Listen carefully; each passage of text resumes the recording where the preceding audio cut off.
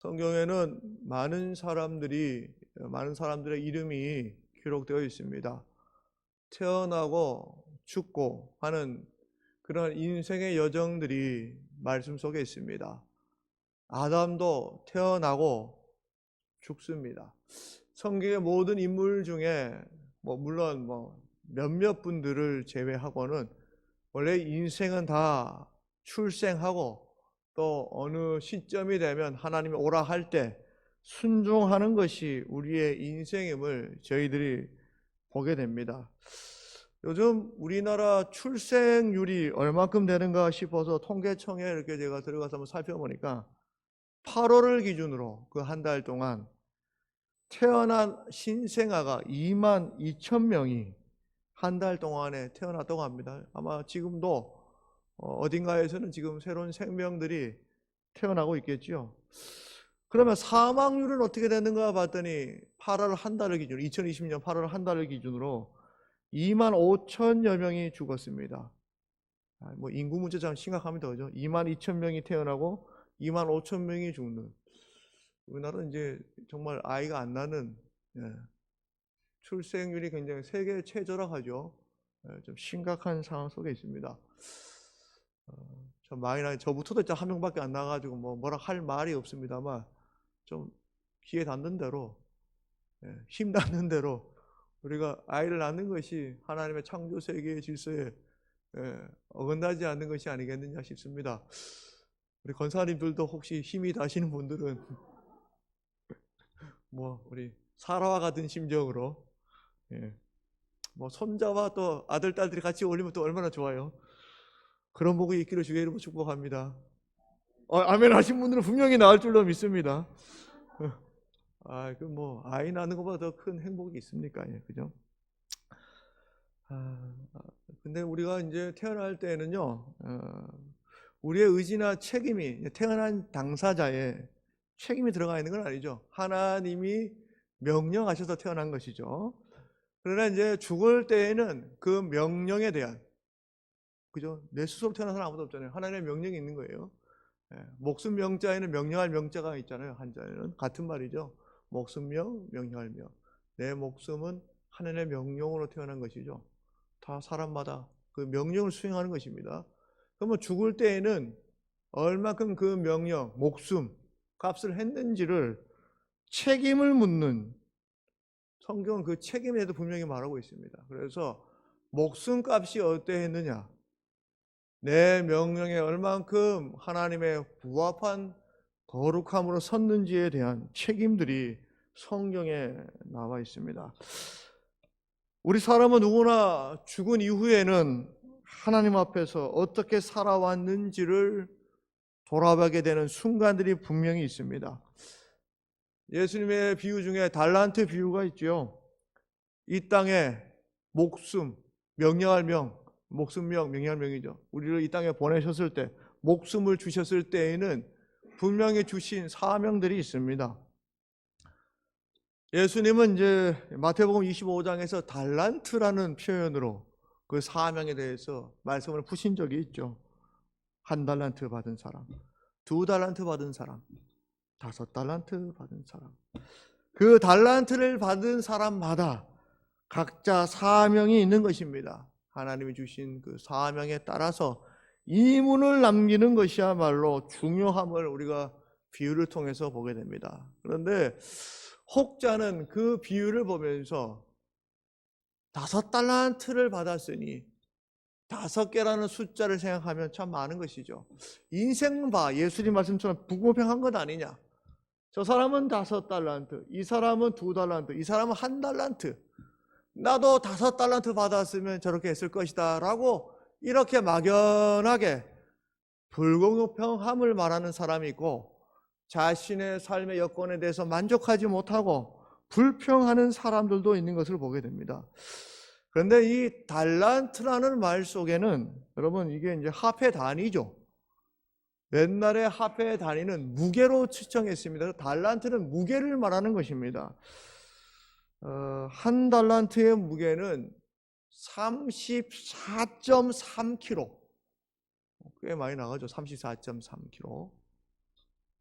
금 한 달란트다 말하면 금이 몇 킬로그램 말이 이렇게 안 되노? 말이라고 합니까? 34.3kg.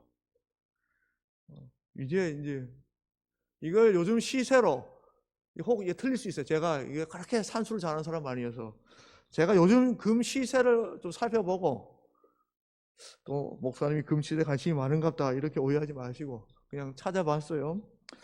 요즘 돈으로 아마 한 사람 얼마일까 싶어서 환산을 해보니까 제 계산에 따르면 혹 산수가 틀릴 수도 있습니다. 아마 여러분 혹 여러분 계산해보고 목사님 산수도 뭐한다 이러지 마시고 대략 계산해보니까 23억이 나오더라고요. 한 달란트가. 5달란트나 2달란트나 한 달란트나 매 한 가지 가치. 무엇입니까? 굉장한 가치, 목숨값. 달란트, 한 달란트, 2달란트, 5달란트. 우리가 한, 둘, 5에 현혹되면 안 돼요. 중요한 건 달란트라는 것이죠. 달란트라는 말은 이제 영어로는 이제 뭐 탤런트라고 하죠. 이거 재능이라는 의미도 그 안에 있어요. 재능. 각자에게 목숨값, 재능, 달란트를 주셨다. 그러나 그 재능은 누구는 크고 누구는 작은 게 아니다.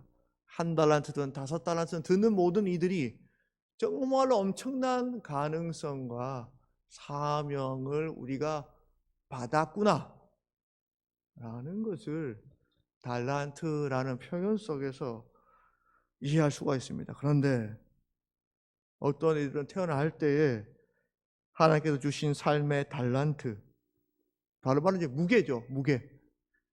그 무게를 제대로 이해하지 못하고 낭비하다가 죽는 이들이 있습니다.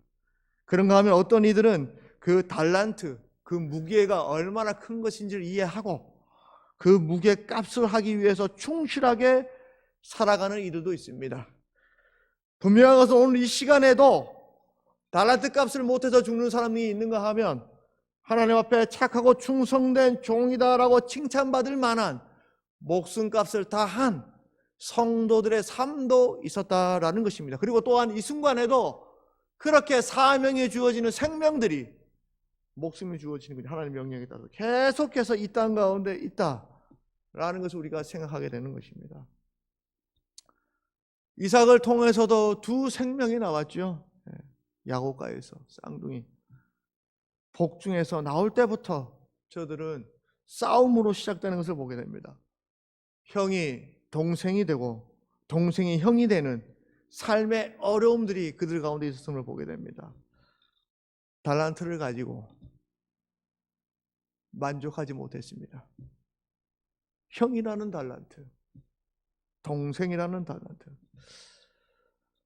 사실은 우리의 삶의 질서에서는 형과 동생이 바뀌는 것은 말도 안 되는 것이죠. 삶의 질서를 벗어나는 일이 이 형제들에게 일어난 것입니다. 동생은 자신의 생각하기에 불합리한 목숨값, 운명 앞에서 온몸으로 저항하고 자신이 갖지 못한 것을 사모하며 살았던 사람입니다. 그리고 기어이 장자의 명분과 축복권을 획득하며 살았습니다. 제가 이걸 옹호하면서 얘기하는 건 아닙니다. 왜냐하면 그 모든 방식이 좀 아름답지는 못해요. 인간적으로 보기에는. 그러나 신앙사적인 의미로서 보건대 신앙사적으로 봤을 때는 야곱의 인생은 위의 것을 찾는 좀 가치 있는 삶이었다라는 것을 우리가 보게 됩니다. 인간적으로는 너무했으나 신앙사적으로는 굉장히 우리에게 주는 영적인 교훈이 있습니다. 반면 에서는 태어날 때부터 준 목숨값, 형이라는 것, 장자권과 축복권이 보장되어 있었습니다. 그러나 달란트 비유에 나오는 것처럼 그것을 소유하기 위해서 어떠한 액션도 취하지 않았던, 다시 말하면 팥죽 한 그릇에 이 귀한 것을 놓쳐버리는 땅의 것만을 생각하는 사람이었다라는 것을 우리가 보게 됩니다. 원래부터 나한테 있었던 것이니까 당연한 것을 당연하게 여길 때 우리는 그 소중함을 모르게 됩니다.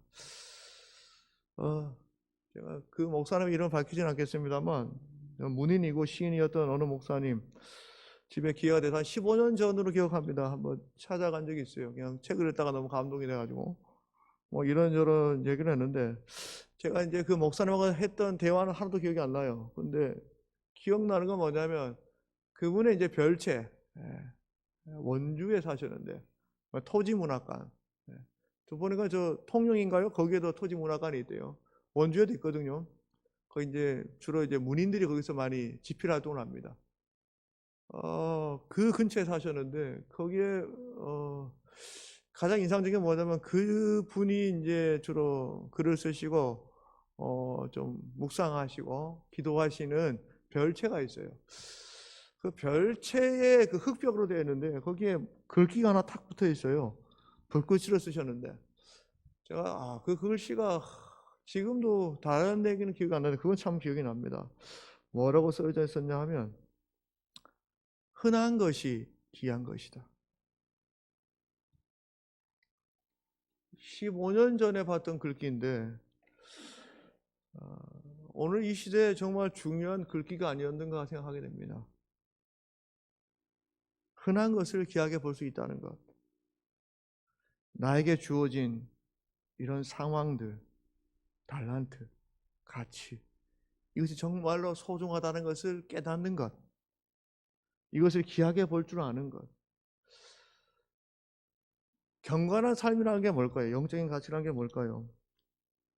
저는 이런 흔한 것, 익숙한 것에 있다고 생각합니다. 거룩함이라는 거. 우리 여러분 부모님이 자녀 사랑하는 거 특별한 거 아니에요. 아침에 눈 뜰 때 뭐합니까? 밥 챙겨주고 가방 잘 챙기고 왔는지 봐주고 들어올 때 수고했다고 격려해주고 또 밥 먹이고 재우고 이 세월이 쌓이는 가정들이 사랑이라고 얘기하는 것이죠. 부모님 사랑이 그거 말고 다른 거 있습니까? 평범한 것입니다. 그러나 이것이 정말 가치 없는 것이냐? 그렇지 않아요. 힘들 때마다 부모님 해줬던, 어머니 해줬던 반찬, 음식 기억나면 다른 거 기억 안 나죠. 그 했던 섬김, 아무것도 아닌 것 같으나 그 일상, 소소한 일상. 신앙생활은 뭘까요? 특별한 겁니까? 꼭 부흥회 때 막 뜨거운 불을 받는 그 시간만이 정말로 우리에게 소중한 시간이에요. 저는 그것은 뭐 아주 일시적인 것이죠. 정말로 매일 하루 교회 가고 기도하고 성도들 교제하고 말씀 보고 우리가 맨날 하는 거 내가 또 안대로 맡았으니 꼭 별거 아닌 것 같았지만 그거 하나 하고 셀 리더 총무 하나 찬양인도 하고 계속 합니다. 이 일상이 계속. 그러나 저는 그런 평범한 일상 하나하나 그런 작은 거 하나하나가 거룩한 일이며 거기에 정말로 의미가 있는 것이다. 이걸 사람들은 뭔가 거룩함, 명성함, 뭔가 특별한 어떠한 사건으로만 생각해요. 저는 그렇지 않다. 교회 나와 예배하는 이 순간, 성도 안에 교제하는 거, 식탁 교제 나누는 거, 이 하나하나가 얼마나 소중한지. 저와 여러분들의 이것을 정말 소중하게 여기시고 귀하게 여기시며 사모하시는 우리 모든 성도님들 되시기를 주님으로 축복합니다. 예. 우리가 하나님 부르신 날까지 이거 하는 거죠. 뭐 특별한 거 아니에요. 신앙생활이라는 게. 그렇지 않습니까? 작년에 했던 거 올해 하고요. 재작년에 했던 거 올해 또 합니다. 뭐 다를 게 뭐가 있어요. 매일 했던 거. 매일 반죠. 어쩌다 한번 뭐 특식 외식 하고 이런 것이지 매일 밥 먹고 씻고 자고 일하고 공부하고 우리는 뭔가 특별한 것만 생각합니다. 그리고 뭐가 좀 다른 게 있었으면 좋겠다. 아니다 말이죠. 흔하지 않은 것. 그것을 귀하게 여기면 살지만 정말로 중요한 것은 흔하지 않은 것은 없어도 돼요. 여러분 집에 있는 보석함 그 몇 번이나 찹니까? 그 다이아몬드. 제가 이 얘기하면 참 목사님 심하다 싶을지 모르지만 저는 결혼 방지 결혼할 때만 딱 꼈어요. 한 번도 낀 적이 없어요. 물론 총각 행세하려고 그런 것은 아닙니다만. 그러니까 제 아내도 되게 쿨한 사람이에요. 같이 안 했어요. 그거 다 녹여가지고 아내 목걸이로 바꿔놨어요. 뭐 되지 뭐. 하면 끝이에요. 저는. 언제 한번 보겠어요. 그때 한 번이죠. 그런데 여러분 생각해 보십시오. 여러분 건강, 가정, 물, 공기, 밥, 그리고 주일 예배, 매일 드리는 새벽 기도, 평범한 일상, 오히려 이런 것들이 다 가치 있고 귀하다. 별거 아니에요. 오늘 제가 이 얘기를 계속하는 건 야곱이 뭔가 특별한 걸 쫓아서 장자권, 축복권 쟁취하며 뭔가 특별한 걸 쫓아서 인생을 막 몸부림치며 살아요. 그런데 오늘 성경 보면 그 말미가 너무 좀 뭐랄까요? 제가 뭐 허무주의자는 아닌데 짤막해요. 아픔과 슬픔, 기쁨이 계속 짤막짤막하게. 참 인생이 더덥다. 짧디 짧다. 인간의 흥망성쇠가 별거 없다라는 생각이 듭니다. 그렇게 애쓰며 특별히 이제 창세기 중에서는 이제 야곱이 가장 좀 몸부림치는 사람이죠. 그렇게 아둥바둥 살아왔는데 그의 인생을 우리가 조금이나마 좀 살펴보고자 합니다. 우리 16절에 보시면 그들이 베델에서 길을 떠나 말합니다. 이 베델이라는 지명은 특별히 야곱에게는 굉장히 의미 있는 지명이죠. 하나님을 도망하는 가운데 가장 힘들었던 시간들 속에서 정말로 제대로 경험했던 바로 첫사랑과 같은, 어느 시인이 말해도 날카로운 첫 키스의 기억이 있는 하나님과 그런 정말 아름다운 장소이죠. 어느덧 노년이 된 야곱이 다시 초심으로 그때로 돌아가고 싶다라는 마음 속에서 그런 심정으로 베델에 올라가는 장면을 보게 됩니다. 이 35장 이 부분이 나오기 전까지의 야곱의 인생은 정말 말 그대로 파란만장했어요. 말도 못할 정도로 힘겨운 시간들 속에 있었습니다. 여러분, 야곱의 인생을 총평하는 야곱 스스로 했던 그 말이 있습니다. 우리 잠깐 몇 장이 넘기셔서 47장, 창세기 47장을 우리 잠깐 넘겼다가 다시 본문으로 돌아오겠습니다. 창세기 47장 8절 9절. 이제 애굽 땅에 들어갔을 때에 그때 바로가 야곱에게 묻는 장면이 나옵니다. 47장 8절 9절 제가 봉독할 텐데요. 눈으로 보시기 바랍니다. 바로가 야곱에게 묻되 네 나이가 얼마냐? 야곱이 바로에게 아뢰되 내 나그네 길의 세월, 나그네 길이라고 말하고 있죠. 세월이 130년이니이다. 내 나이가 얼마 못 되니 우리 조상의 나그네 길에 연조에 미치지 못하나 나이는 참 적으나 그러나 험악한 세월을 보내었나이다. 이것이 야곱이 생각하는 자신의 인생에 대한 총평이라는 것이죠. 아둥바둥 살았는데 돌아보니 나의 인생은 험악했다. 축복권도 받았고 장자권도 얻었는데 돌아보니 자신의 삶은 너무 험악했다. 제가 다 설명하지 않아도 야곱의 인생 여러분 다 아십니다. 부모와 생이별해야 했고 형이 원수처럼 자신을 죽이려고 했으며 삼촌에게도 가서 뒤통수 맞고 자기도 삼촌 뒤통수 때리고 쫓기다비 다 고향으로 돌아오다가 약복 강가에서 원수 같은 형을 어떻게 만날까 걱정해서 하나님과 끝까지 씨름했던 평탄하지 않았던 인생. 심지어 34장에 보면 자신의 사랑하는 딸 디나가 세겜에게 성폭행을 당하는, 그러자 또 자신의 아들들이 복수한다고 복수해가지고 또 그 자리도 잊지 못하도록 하는 참 답답하고 어려운 일상이 완전히 무너져 있는, 계속해서 언제부터 무너졌을까요? 축복권 받으려고 열망했을 때부터 지금까지 너무나도 고생한 평범하지 못한 일생을 살았습니다. 베델에 올라가서요 35장에 보면 뭘 하고 싶었을까요? 돌아가고 싶었습니다. 회복되고 싶은 것입니다. 하나님 앞에 제단을 쌓으면서 마음이 얼마나 힘들겠어요. 평범하지 못한 계속 이상한 삶이 계속 자기 험악한 시간들 속에서 내가 하늘 앞에 바로 서지 못해서 그런 것이 아닐까. 35장 3절에 보시면 이렇게 되어 있습니다. 우리가 일어나 베들로 올라가자 내 환난 날에 내게 응답하시며 내가 가는 길에서 나와 함께 하신 하나님께 내가 거기서 제단을 쌓으려 하노라 하며. 여러분 뭐라고 말합니까? 환난 날 내가 가는 길, 여전히 환난 속에 있는 그가 하나님 앞에 감사의 예배로 내가 나가야겠다라는 심정으로 고백하며 하나님 앞에 제단을 쌓는 시간들 속에 있었습니다.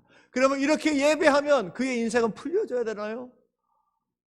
바로 그 예배 이후의 얘기가 나오는 것입니다. 예배를 드렸으니 평탄한 길로 가야 됩니까? 아니에요. 40장에 나오잖아요. 그 이후에도 사랑하는 아들이 죽었다는 얘기도 듣고 충격 많이 받아요. 베냐민도 뺏기게 되는 시간들이 있습니다.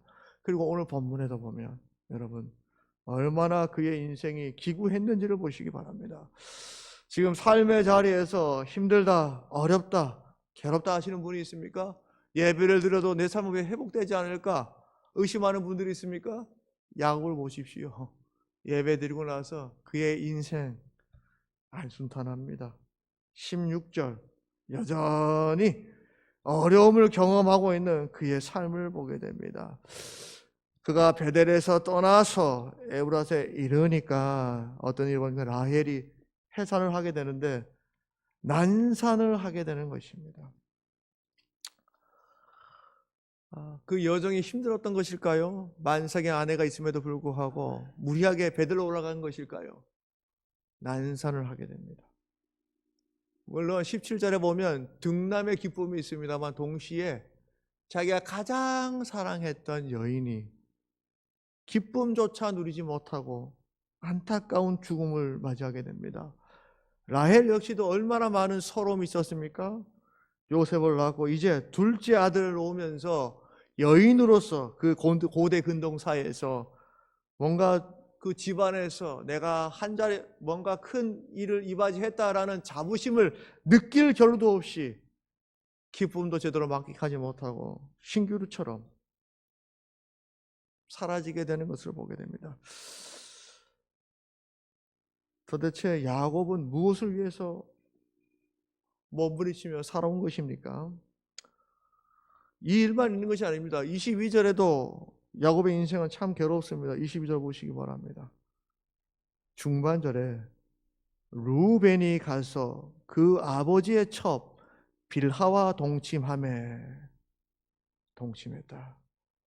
자신의 첩과 동침한 장자의 모습을 보게 되는 것입니다. 그런데 이것을 눈으로 목격한 것은 아니에요. 더 속상한 것은 뭐냐 하면 이를 들었더라 얘기되어 있어요. 수군수군 하는 소리가 이 가문 속에서 들린 것이죠. 다시 말하면 온 집안 식구가 다 아는 상황 속에 있는 것이에요. 차라리 내 혼자 봤으면 모른 척하거나 따로 불러서 훈계를 하거나 무슨 사단을 내거나 할 거인데 온 가문이 다 아는, 들었다. 자신의 면이 서지 않는 너무나도 고통의 시간들 속에 있습니다. 그런데 성경은 잘 보십시오. 이런 엄청난 상황들이 계속 있었음에도 불구하고 야곱의 심정이 어떤지에 대해서는 기록되지 않습니다. 힘들었더라, 슬펐더라, 통곡했더라 어떠한 단어도 없어요. 마치 우리 인생이 원래 그런 것처럼 굉장히 객관적으로 무미건조하게 그랬다, 들었다 기록되어 있습니다. 사람의 삶이라는 것이 어쩌면 이런 것이 아닐까요, 여러분? 수고하고 슬픔뿐이다 라고 고백했던 시편 90편의 모세의 시가 떠오릅니다. 이어서 무비건조하게 말합니다. 22절 야곱의 아들은 12이라. 가문의 자랑이죠. 또 그렇게 성장하는 것입니다. 그런데 이 부분에서 제가 흥미를 갖는 것은 뭐냐면 야곱의 아들들에 대한 가문에 대한 얘기. 그 여태까지 야곱이 이뤄놓은 성과죠. 그가 몸부림치며 살아왔던 하나님에 대한 은혜죠. 성과입니다. 그런데 바로 이 시간에 야곱이 한 행동이 굉장히 의미심장합니다. 27절의 말씀이 갑자기 나옵니다. 27절에 뭐라고 되어 있습니까? 야곱이 중반절에 그의 아버지 이삭에게 이르렀으니, 아버지의 품으로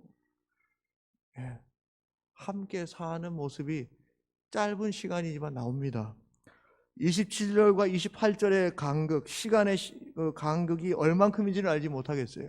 기록되지 않아서.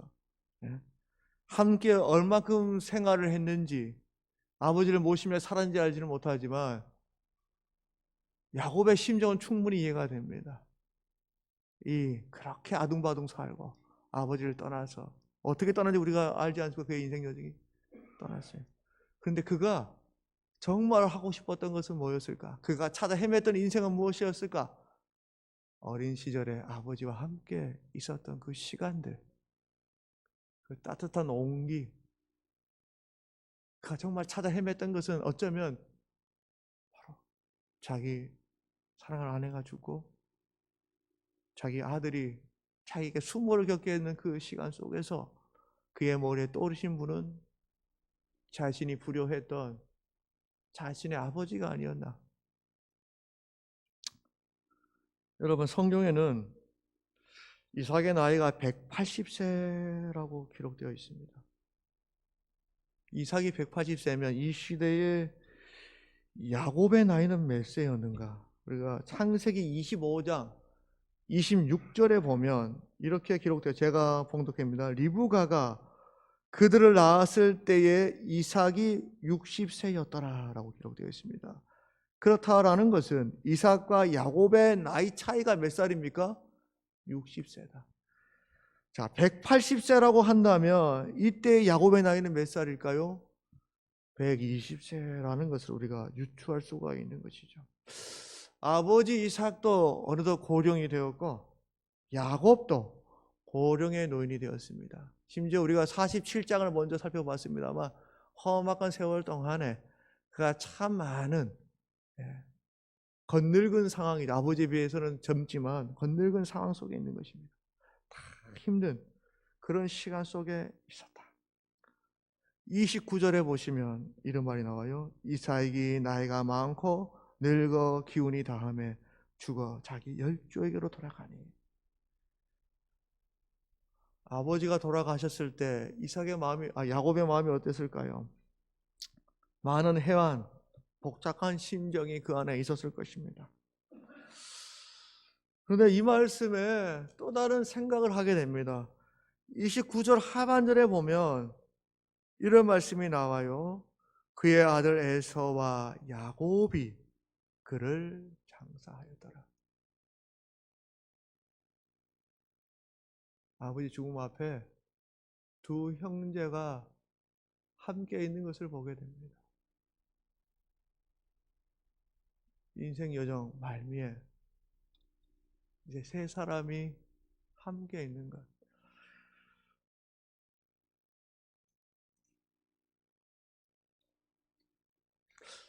그렇다면 아버지의 죽음은 호상이겠죠, 여러분.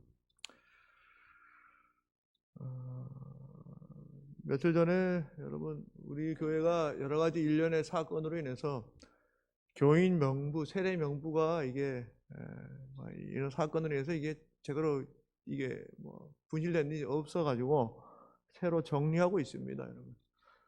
우리 사무관생이 깜빡해가지고 제가 여기 간지 넣으라 했는데 간지를 안 넣으셨네요. 교인 명부를 정리하고 있습니다. 교인 명부에 여러분의 이름이 적혀 있어요, 여러분. 첫 장부터 이름이 적혀 있어요. 그리고 또 한 장 넘기고 두 장 넘기고 있습니다. 시간이 지나면 이 장수는 계속 넘어갈 거예요. 내 이름이 언젠가 마치 이삭처럼 교회, 교인 명부에서 계속 넘겨지게 되겠죠. 그러나 신학의 맥은 여러분으로부터 시작해서 계속해서 앞으로도 계속 이어질 것입니다. 천상병 시인은 그의 시 기천에서 이러한 인생의 덧없음에 대해서 이렇게 노래했으며 소풍이라고 말합니다. 제가 그 시를 한번 읽어드리겠습니다. 천상병 시인의 기천입니다. 나 하늘로 돌아가리라. 새벽빛 와 닿으면 쓰러지는 이슬 더불어 손에 손을 잡고 나 하늘로 돌아가리라. 노을빛 함께 단 둘이서 기슭에서 놀다가 구름 손짓하면은 나 하늘로 돌아가리라. 아름다운 이 세상 소풍 끝내는 날 가서 아름다웠더라고 말하리라. 이 세상 소풍이라고 이렇게 시인은 노래하고 있습니다. 여러분, 오늘 우리는 언젠가 이 목숨값을 다해서 죽게 되는 날이 있을 것입니다. 우리의 매일매일, 앞으로 여러분 인상도 특별하지는 않을 거예요. 그러나 그 흔한 일상이 매 순간마다 의미로, 가치로서 다가오기를 원합니다. 새벽에 기도하고 저녁에 집에 돌아와서 가정 가운데 오늘 주신 하나님의 은혜를 같이 나누고 또 하루 또 기도하고 또 저녁에 돌아오면 함께 나누고, 다른 게 있을까요? 이 평범한 일상이 어쩌면 야곱이 인생 말미에 그토록 찾고자 했던, 아버지와 함께 나눴던 그 시간들이 아니었는가 돌아보게 되는 것이죠. 야곱도 그래서 유언을 남깁니다. 자신의 아들들 요셉에게. 47장에도 유언이 한 번 있고요. 49장 29절에도 나옵니다. 이렇게 말합니다. 제가 그 야곱의 유언을 봉독하게, 나를 햇사람 에브론의 밭에 있는 굴에 우리 선조와 함께 장사하라. 이 땅 말고 나 고향 땅에 묻어다오. 끝까지. 그때 그 일상이 자신의 가장 행복했던 것임을 기억하는 것이죠. 요 얘기만 하고 말씀을 좀 해보자 합니다. 여러분, 캥거루 케어라는 말을 아십니까? 제가 그 얘기를 듣고 참 마음이 짠했는데, 어느 미국의 한 부부가 쌍둥이를 임신했어요. 그 쌍둥이가 마침 태어났습니다. 너무 기쁜 날이죠. 쌍둥이 중에 하나는 건강하고 하나는 상태가 안 좋았어요. 조금 숨을 쉬다가 그 자리에서 숨을 거두게 된 것이죠. 의사가 보더니 가망이 없겠다, 죽었다고 사망 선고를 했습니다. 10달 동안 품고 아이 케이트라고 이름을 짓고 계속 불러줬는데 아이가 죽었으니 얼마나 힘들겠어요. 그러나 마지막 이 죽음의 시간을 의미 있게 보내자라는 심정으로 어머니가 출산한 그 상태로 아이를 이렇게 안고, 물론 이불을 덮으지만 몸은 이렇게 다 벗은 상태로 살을 체온을 맞대고 있고, 남편에게도 오라고 했어요. 당신도 위에 옷을 좀 벗고 아이와 체온을 나눠주자고, 마지막 의미 있게 보내자고. 이 부부가 아이를 안았습니다. 맨살로. 그리고 아이에게 말을 걸어줬어요. 안으면서, 케이트, 네가 짧은 생을 살았지만 우리에게 기쁨이었어. 고마워. 사랑해. 1시간 동안 싸늘한 죽음이 된 그 케이트의 몸을 만지면서 부부가 마지막을 의미 있게 보내자고 그렇게 안아주었습니다. 그런데 1시간 좀 지나니까 아이가 갑자기 손가락을 좀 움직여요. 그래서 너무 놀라서 의사 선생님을 불렀어요. 손가락을 움직인다고. 이게 신경이 살아있어서 잠깐 그렇게 반응할 수 있다. 가망이 없다는 것이죠. 그러냐고.